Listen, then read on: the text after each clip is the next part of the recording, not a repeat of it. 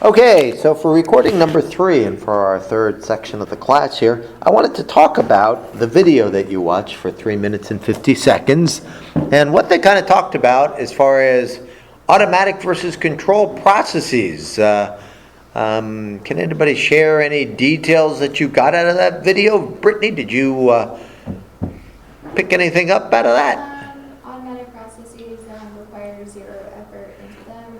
Actions are second nature to us without us doing them. They're second nature, they happen, they don't really require any attentional resources to us. Anything else? Did you have one or two other things about it? Let's actually talk about the thing that all of you were doing verbally with me as the task was going on. What was being done to in kind of the last minute of the video? What kind of task was being done? The video was showing words written, or words of color written, and then the color would be different, and we would... Than the actual word. Yeah. What is that called? Stroop.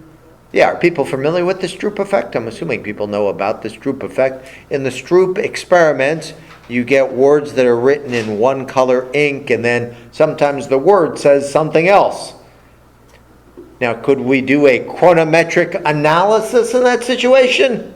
What would we probably find when in blue ink it said the word green? Bella, what would probably happen there? It would probably take them longer to give the correct answer. Yeah, and the reason for that, doing the chronometric analysis, so the Stroop, you could do a chronometric.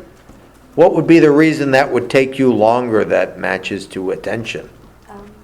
You probably have to switch from automatic to control processing, because if you're just reading a word that's in the same color ink as the word said, then it's automatic, but you have to switch to analyze the color of the text. Yes, that it turns out that words get in very quickly, and so to get the color of the ink, it kind of interferes, so your attention is kind of turning back more into a control process, and it takes you longer. So that's a chronometric way of studying attention that would answer a kind of behaviorist idea. So the Stroop task, people should be familiar with I think my predecessor did a lot of Stroop task kind of studies, so that's kind of the way of looking at it there. So if you look in this very long article, I asked the class to bring up the Schifrin and Schneider article. It's a long article. They were the ones to come up with this theory, and on page 159 and 160, they kind of share some of the details on the difference between a controlled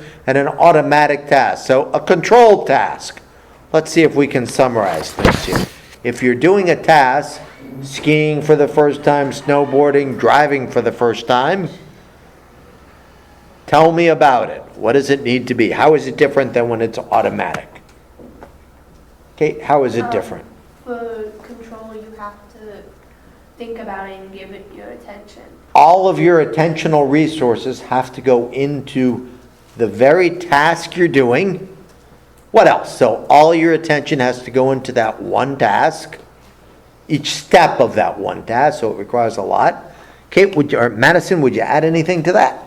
You would also need a lot of rehearsal in doing a task. Kind of a lot of rehearsal. You'd have to be kind of practicing it over and over again. You have to pay attention to things that aren't even related to that task. Yeah, things that aren't even related. So all your attention goes in. Serial processing. What does that term mean?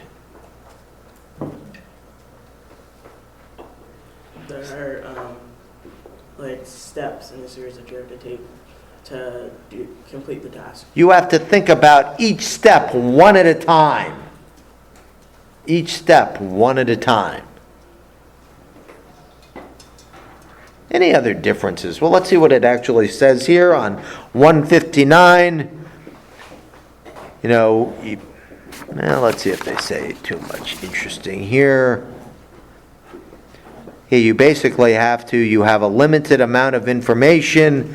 You really have to process it. You can't take information in from other channels.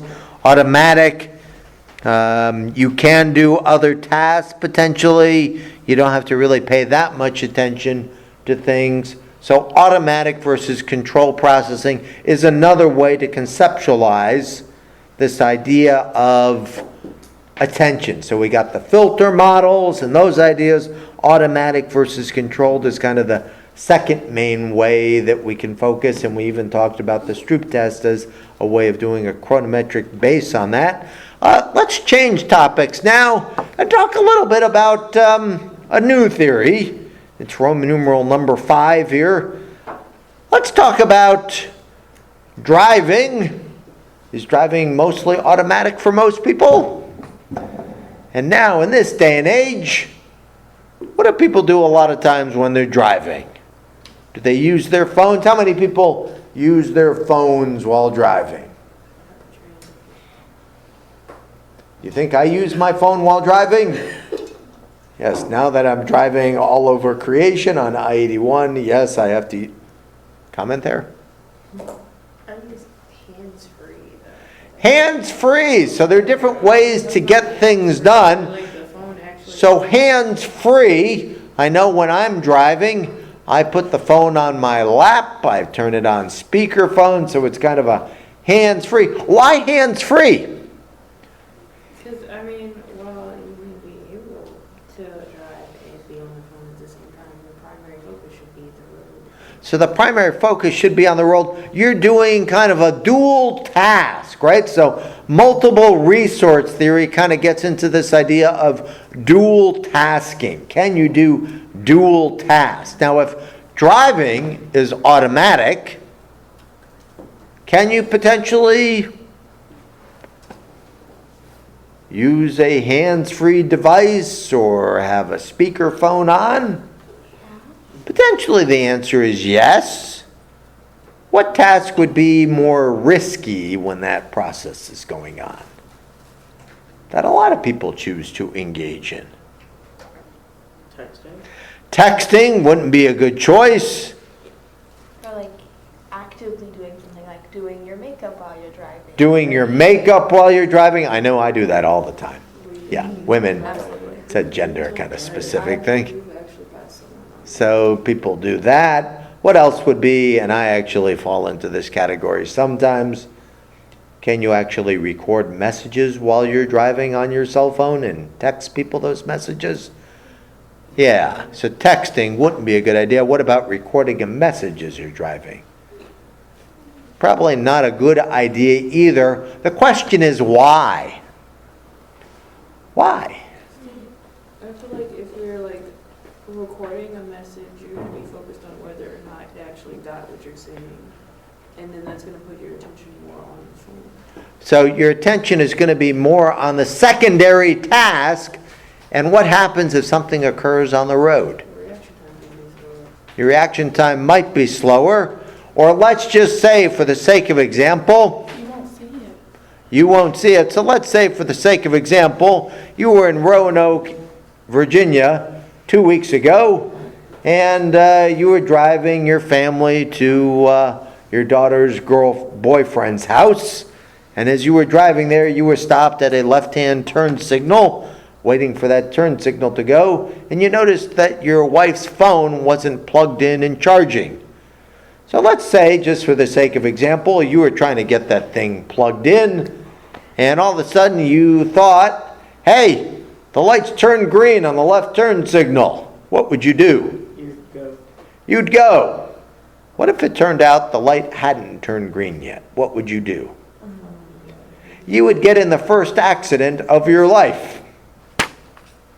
For those on the acoustic recording, what is Dr. Tausman doing right now? Raising his hand. I bopped the car in front of me.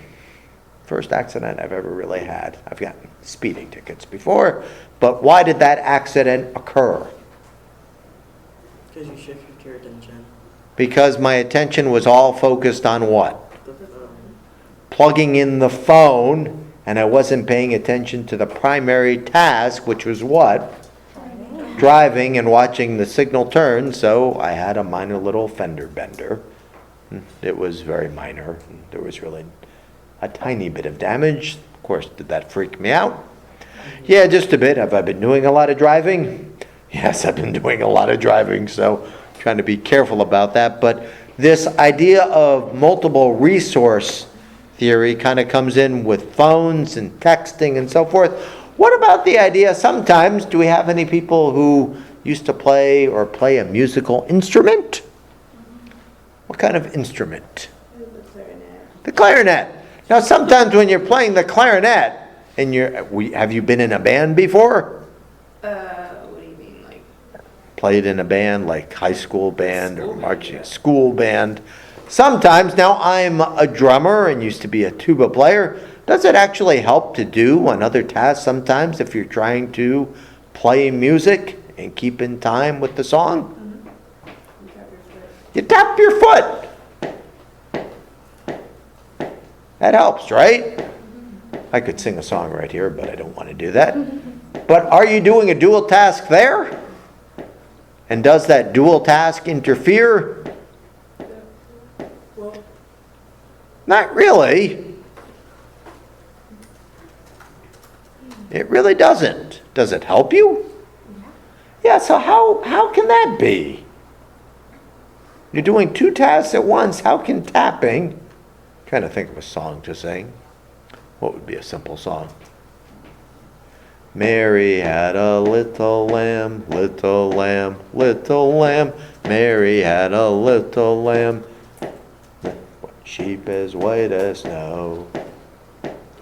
Did the tapping actually help me there? Didn't help my voice at all, but it helped me keep in time. I'm a drummer, so that was a good thing. So how can you explain that? Are dual tasks always a bad thing? not if they're related.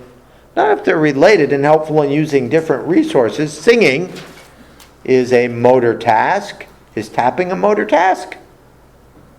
Yeah, but they kind of help each other out. And so multiple resource theory tries to get into that just a little bit. And I'm going to put on the next video to kind of watch that. And then we're going to talk about multiple resource theory.